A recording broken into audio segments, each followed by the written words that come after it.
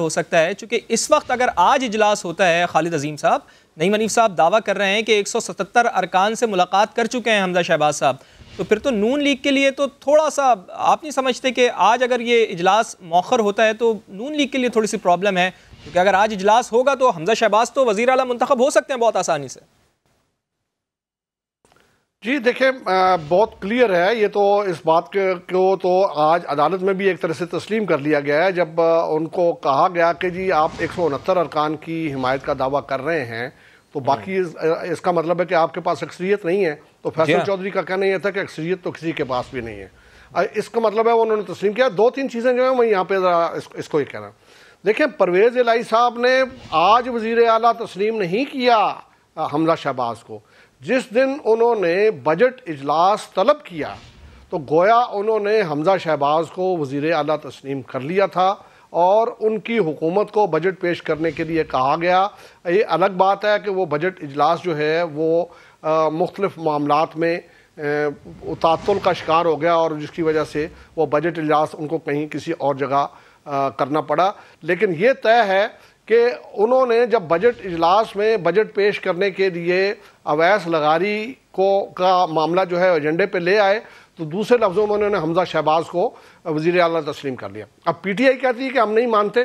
بھائی، P T I نے بہت غور و خوض کے بعد پہلے کبھی اسلم اقبال کا نام آ رہا تھا، کبھی میاں محمود الرشید کا نام آ رہا تھا، لیکن بعد میں انہوں نے بطور قائد حزب اختلاف سبطین خان صاحب کا نام دے دیا. تو آپ قائد حزب اختلاف تو اسی وقت نامزد کرتے ہیں اور باضابطہ طور پہ اسمبلی سیکریٹریٹ کو جو ہے وہ اس کو انٹیمیٹ کرتے ہیں جب آپ یہ تسلیم کرتے ہیں کہ حکومت کسی اور کی ہے. تو وہ انہوں نے کس کے لیے کیا تھا؟ وہ ظاہر ہے عثمان بزدار کے جو ہے وہ قائد حزب اختلاف کے طور پہ تو سبطین صاحب نہیں آئے تھے، اس لیے پی ٹی آئی بھی ان کو تسلیم کیے ہوئے ہے. اب معاملہ صرف جو ہے وہ یہ ہے کہ کسی طرح سے اس کو، اور مجھے نہیں سمجھ آتی کہ موہوم امیدیں ہیں. بہت شروع میں بھی میں نے آپ سے یہی عرض کیا کہ جو بیرون ملک گئے ہوئے ان کے ارکان ہیں ان میں سے یہ تو ہو سکتا ہے کہ جو حج پہ نہیں ہے وہ واپس آ جائیں، لیکن جو حج والے ہیں ان کی کوئی توقع نہیں ہے کہ وہ 20 تاریخ 21 تاریخ سے پہلے کسی طرح سے بھی واپس آ سکیں. جبکہ خود اپنی زبانی پی ٹی آئی کے وکلاء جو ہیں انہوں نے 7 دن مانگے ہیں.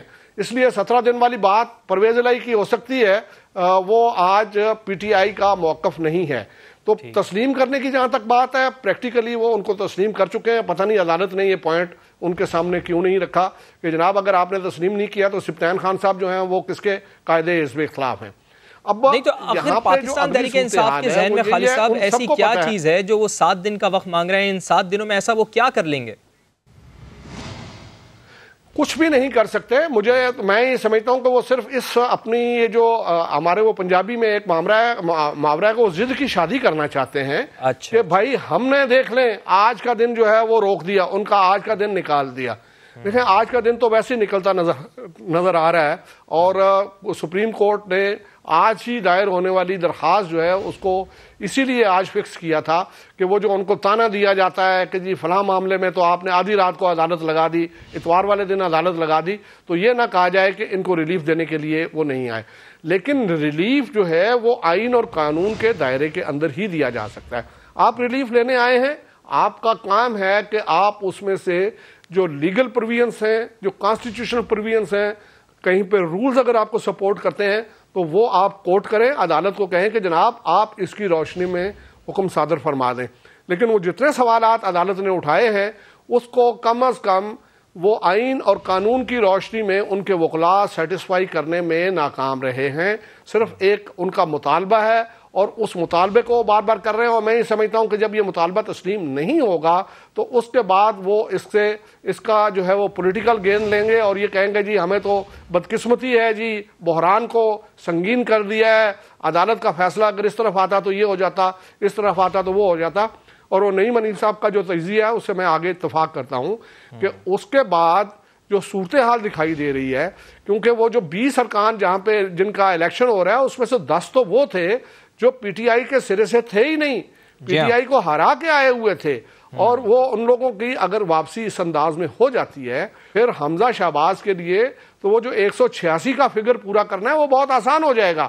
بہت آسانی سے جو ہے وہ اس ٹارگٹ کو حاصل کر لیں گے. اور میرا نہیں خیال کہ ایک عدالت جو ہے وہ اس صورت